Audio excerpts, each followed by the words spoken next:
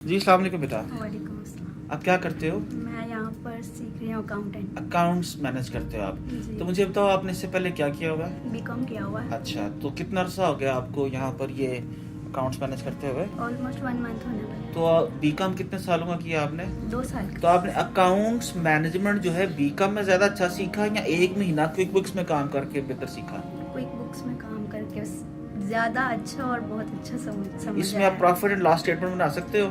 जी वो अभी सीख रही हूँ। ठीक है, इसमें आप बैलेंस शीट निकाल सकते हो? जी अभी मेरा स्टार्टअप है। ऑलमोस्ट काफी चीजें सीख ली हैं, सिर्फ बैलेंस शीट रह गई। बैलेंस शीट रहेगी सिर्फ एक महीने में? जी बैलेंस शीट और प्रॉफिट एंड लॉस बस। ठीक है, तो आप क्या रिकमेंड करते हो बच्चों को? 2 साल 4 साल जाके यूनिवर्सिटी में लगाएं या किसी इस तरह के टूल पे टाइम लगा के सीखें और जॉब हासिल करें? मैं स्टडी में बिल्कुल टाइम ना लगाएं। यहाँ पर आए, यहाँ पर आके सीखें और अपना करियर बनाएं। अपना करियर बनाएं। थैंक यू बेटा।